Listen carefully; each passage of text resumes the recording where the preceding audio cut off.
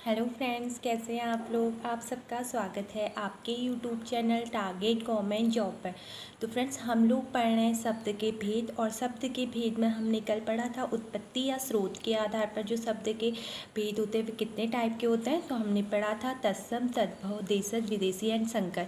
तो उसका ही फ्रेंड्स आज नेक्स्ट जो टॉपिक है, आज हम जो वर्गीकरण के आधार पर 4 टाइप होते हैं हमने उत्पत्ति के आधार पर पढ़ लिया है। बट आपका जो नेक्स्ट है आज है आपका आज हम जो पढ़ेंगे वो हम पढ़ेंगे आज क्या कहते हैं बनावट या रचना के आधार पर, रूप प्रयोग के आधार पर, और लास्ट जो है अर्थ के आधार पर। ये आपके यहाँ चारों टाइप कंप्लीट हो जाएंगे फ्रेंड्स। और जो हम ये टॉपिक पढ़ रहे हैं ये आपके आने वाले सभी पेपर के लिए इम्पोर्टेंट है, क्योंकि फ्रेंड्स ये आप यूकेएसएससी का जो सिलेबस पढ़ते हैं तो यूकेएसएससी में ये आपके सिलेबस में भी है, और ये आपके साथ साथ में यूटेट एंड सीटेट जो टीचिंग से रिलेटेड फॉर्म है उसमें भी आपको बहुत ज़्यादा हेल्प करेगा। तो फ्रेंड्स, आप वीडियो को बिल्कुल भी स्किप मत कीजिएगा, फर्स्ट से लेके एंड तक ज़रूर देखिएगा, क्योंकि ये टॉपिक आज आपका कंप्लीट हो जाएगा। कल हम इसके बाद आपको एमसीक्यूज़ कराएंगे, तो आप इसे फर्स्ट से लेके एंड तक ज़रूर देखिएगा फ्रेंड्स। तो हम वीडियो स्टार्ट करते हैं। रचना या बनावट के आधार पर 3 प्रकार के होते हैं शब्द: रूढ़ शब्द, यौगिक शब्द एंड योग रूढ़ शब्द। तो जो रूढ़ शब्द होते हैं, जिन शब्दों के सार्थक खंड न हो सके, रूढ़ शब्द कहलाते हैं। उन्हें मौलिक या यौगिक शब्द भी कहते हैं। अगर क्वेश्चन में बनता है कि मौलिक या यौगिक शब्द क्या है, तो फ्रेंड्स आप कंफ्यूज मत होइएगा, क्योंकि जो मौलिक एंड यौगिक शब्द हैं वो रूढ़ शब्द को ही कहा जाता है। तो जो सार्थक खंड नहीं हो सकते रूढ़ शब्द के, जैसे घर है, घर का कोई सार्थक खंड नहीं हो सकता है। अगर खंड होगा भी तो उसका कोई मीनिंग नहीं होगा, ठीक है, उसका कोई अर्थ नहीं निकलेगा। जैसे मुंह है, घोड़ा है, दिन है, रात है, ये क्या है, किसी के कोई भी सार्थक खंड नहीं हो रहे हैं, तो ये शब्द क्या कहलाते हैं, रूढ़ शब्द कहलाते हैं। नेक्स्ट है आपका यौगिक शब्द। यौगिक शब्द क्या होता है, जो शब्द 2 या 2 से अधिक शब्दों से मिलकर बनते हैं उन्हें यौगिक शब्द कहते हैं। जैसे विज्ञान, विज्ञान में क्या होता है, वि धन ज्ञान बराबर क्या बन जाता है, विज्ञान। ऐसे ही विद्यालय, विद्या धन आलय बराबर क्या बन जाता है, विद्यालय। मीन्स जो शब्द के क्या होता है, 2 या 2 से अधिक शब्द मिलकर क्या बनते हैं, शब्द बनाते हैं, उन्हें यौगिक शब्द कहते हैं, ठीक है। तो नेक्स्ट जो क्वेश्चन है, योग रूढ़ शब्द।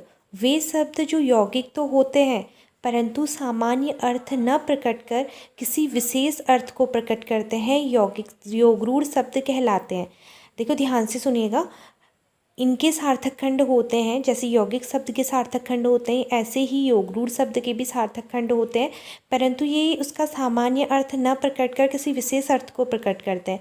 जैसे लंबोदर, लंबा है उदर जिसका, तो हम वो किसके लिए प्रयुक्त करते हैं, गणेश जी के लिए प्रयुक्त करते हैं।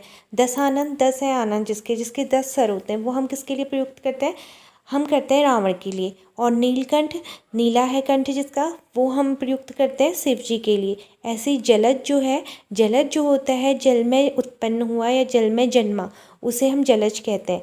बट यहाँ पे विशेष अर्थ जलज का कमल के लिए प्रयुक्त हो रहा है। तो फ्रेंड्स, आपको याद रखना है, जितने भी बहुव्रीहि समास के उदाहरण होते हैं वो सारे के सारे योग रूढ़ शब्द में आते हैं। नेक्स्ट है रूप या प्रयोग के आधार पर। रूप या प्रयोग के आधार पर ये 2 प्रकार के होते हैं। विकारी शब्द, वे शब्द जिनमें लिंग, वचन व कारक के आधार पर कोई भी जो होता है मूल शब्द में रूपांतरण नहीं होता है, उसे विकारी शब्द कहते हैं, ठीक है। जैसे लड़का पढ़ रहा है, लड़का पढ़ रहा है, इसका लिंग परिवर्तन हो जाएगा तो क्या हो जाएगा, लड़की पढ़ रही है, ठीक है। और अगर हम इसका वचन परिवर्तन करेंगे तो लड़के पढ़ रहे हैं, मीन्स बहुत सारे लड़के हैं वो पढ़ रहे हैं। तो कहने का मीन्स ये होता है कि अगर लिंग, वचन या कारक में कोई परिवर्तन होता है, रूपांतरण हो जाता है, तो वे विकारी शब्द कहलाते हैं। नोट ये संज्ञा, सर्वनाम, विशेषण एवं क्रिया, जितने भी ये शब्द होते हैं ये विकारी शब्द के उदाहरण हैं, ठीक है। संज्ञा, सर्वनाम, क्रिया और विशेषण। संज्ञा अगर किसी का नाम आ रहा है, और सर्वनाम जो नाम के बदले प्रयुक्त होता है, जैसे तुम, आप, वह, ये सारे सर्वनाम होते हैं। विशेषण जो किसी की विशेषता बताता है, जैसे अच्छा, बुरा, गुण जो बताता है। क्रिया जो कार्य का बताता है, जैसे पढ़ना, खेलना, कूदना, ये सारी क्रियाएं। तो ये संज्ञा, सर्वनाम, विशेषण एवं क्रिया जो शब्द होते हैं, ये सारे के सारे क्या होते हैं फ्रेंड्स, विकारी शब्द होते हैं। नेक्स्ट है आपका अविकारी शब्द। अविकारी शब्द किसे कहते हैं? वे शब्द जिनमें लिंग, वचन, कारक के अनुसार कोई परिवर्तन नहीं होता है। ये शब्द हमेशा एक से ही रहते हैं, इन्हें अविकारी शब्द कहते हैं। क्रिया, विशेषण, अव्यय, ठीक है। जैसे क्या होता है, आज, कल, अब, कब। आज, कल, अब, कब, हम इसे कभी भी परिवर्तन नहीं कर सकते। अगर हम बोलेंगे तो हम आज के लिए आज ही बोलेंगे, ठीक है, और कल के लिए हमेशा कल ही बोलेंगे, अब के लिए हमेशा अभी बोलेंगे। मीन्स इनके लिंग, वचन, कारक के अनुसार इनमें परिवर्तन नहीं कर सकते, इन्हें क्रिया विशेषण, इसीलिए इसे अविकारी शब्द कहते हैं। और संबंध बोधक अव्यय, मैं, से, पर, के ऊपर, के नीचे, ये संबंध दर्शाते हैं, तो इनमें भी हम परिवर्तन नहीं कर सकते हैं। समुच्चय बोधक और, परंतु, या, इसलिए, ये समुच्चय बोधक अव्यय होते हैं। विस्मयादि बोधक, आहा, हा, ओ, राम, ऐसे, जिसमें आप क्या करते हैं, भावना प्रकट करते हैं। ये सारे के सारे शब्द जो होते हैं फ्रेंड्स, ये क्या होते हैं, अव्यय होते हैं। तो जितने भी अव्यय आते हैं आपके, ये सारे के सारे अविकारी शब्द में आते हैं। और अव्यय के आपको पता है कि 4 भेद होते हैं, क्रिया विशेषण अव्यय, संबंध बोधक अव्यय, समुच्चय बोधक अव्यय और विस्मयादि बोधक अव्यय। तो जितने भी अव्यय हैं वे सारे के सारे किस में आते हैं, अविकारी शब्द में आते हैं। नेक्स्ट है अर्थ के आधार पर। अर्थ के आधार पर जो शब्द होते हैं 4 प्रकार के होते हैं। एकार्थी शब्द, जिन शब्दों का केवल एक ही अर्थ होता है उन्हें एकार्थी शब्द कहते हैं। और व्यक्तिवाचक शब्द जो होते हैं संज्ञा के, वे सारे के सारे एकार्थी शब्द होते हैं। जैसे गंगा, राधा, पटना, मार्च। गंगा, तो गंगा जो है किसी का नाम है, उसे हम एकार्थी शब्द कहेंगे। राधा किसी का नाम है तो वो एक ही अर्थ निकलेगा। पटना किसी प्लेस का नाम है, ये एक ही अर्थ है। और मार्च जो है महीने का नाम है, तो ये एक ही अर्थ निकलेगा, कोई हम इसका अलग से अर्थ नहीं निकाल सकते हैं।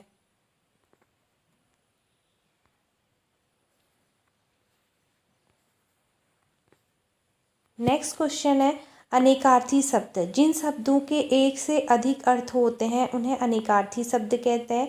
जैसे हार, गले की माला या पराजय। हार का अर्थ क्या होता है, गले की माला भी हो सकता है और पराजय भी। कर का अर्थ हाथ और टैक्स भी होता है। कनक का अर्थ सोना भी होता है, धतूरा भी होता है। तो अनेकार्थी शब्द क्या होते हैं, जिन शब्दों के एक से अधिक अर्थ होते हैं उन्हें अनेकार्थी शब्द कहते हैं। नेक्स्ट क्वेश्चन है समानार्थी या पर्यायवाची शब्द। हिंदी भाषा में अनेक शब्द ऐसे हैं जो समान अर्थ देते हैं, उन्हें समानार्थी शब्द कहते हैं। जैसे आकाश, नभ, गगन, आसमान, सूर्य, रवि, भानु, भास्कर।